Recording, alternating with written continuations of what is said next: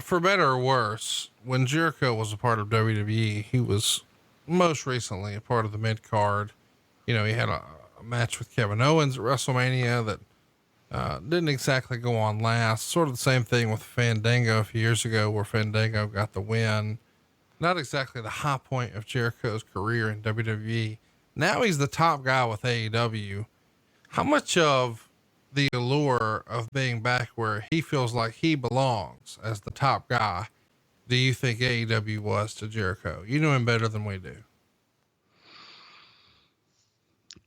Does he feel justified?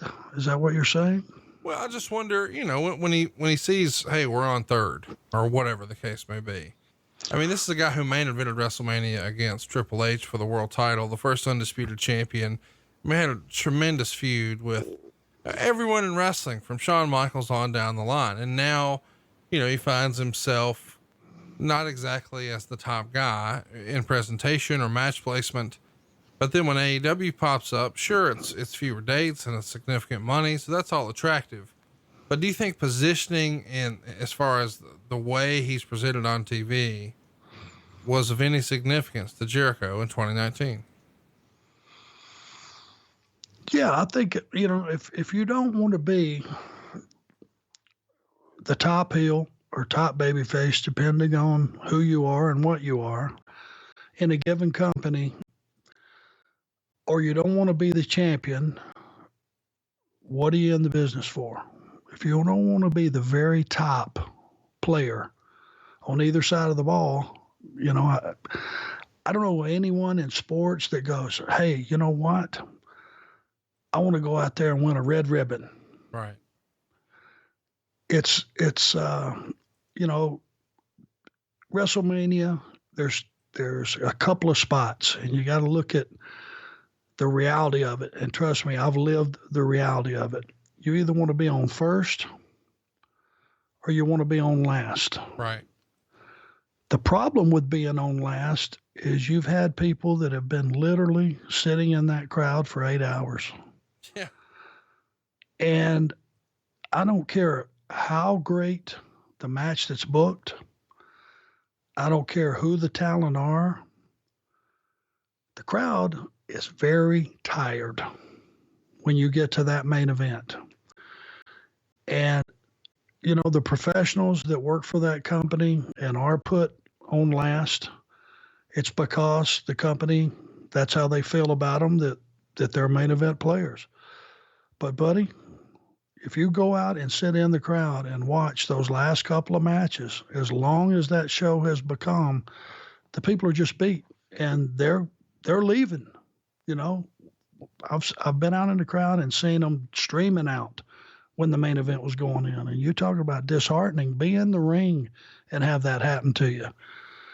And this is before the bell ever rang. All right. I've seen it. That ought to tell you you're doing something wrong and something big time wrong. So anyway, Chris was positioned somewhere, you know, second, third, whatever the deal may be. And I think he was told, you know, by the boss that was the worst WrestleMania match that he's ever seen. Yeah. You're referencing the Chris, or the Kevin Owens match.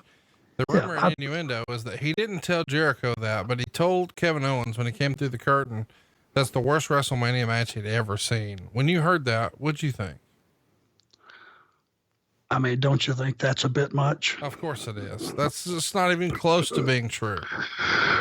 I mean, you know, but the thing about it is, here's where the hurtful part comes in. You take a talent that you're pushing and you're putting over all your other talent, and you tell a guy that coming through the curtain, you know, at WrestleMania day, it just destroys him. It destroys his confidence. You dip into his manhood. You know, you have him second guessing everything that he has learned up until that point in time. Now he's going, well, God, I thought I knew what I was doing. I don't know anything. And you just destroy a guy internally when you tell him, and it's not the truth. That's the problem, you know, that I have with it. It's not accurate. Man, I can't help but feel like, you know, a couple of weeks ago, we had an Ask Arn Anything, and I asked you to tell me a funny Vince McMahon story, or if you had any, and you took a long pregnant pause and he said no. And now you're telling this story from your point of view, your perspective about Jericho and Kevin Owens. I get the impression that you're not sort of aligned with Vince McMahon's vision of professional wrestling. Is that fair to say? No, it depends on what day it is, because it switches day to day. Not your opinion, but his view on wrestling, right? Is that what you mean? Yeah. His view switches day to day. It's like, this is a black shirt today. Yes, sir. Okay. I got it. Tomorrow, that black shirt may be orange, but he's still saying it's a black shirt.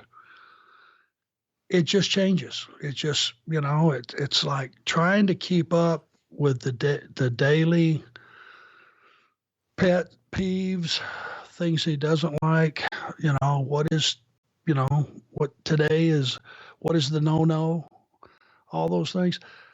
But he's the boss. It is his playground.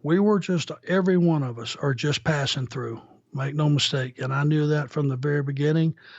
The day they hired me, I knew that I was going to be fired. It was just a question of fill in the date, because that's the way it is.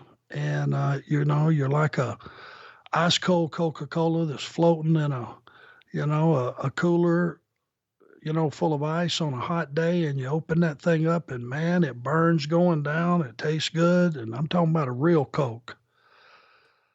But when you work for WWE, once that can's empty, at least in his mind, squash it, throw it away.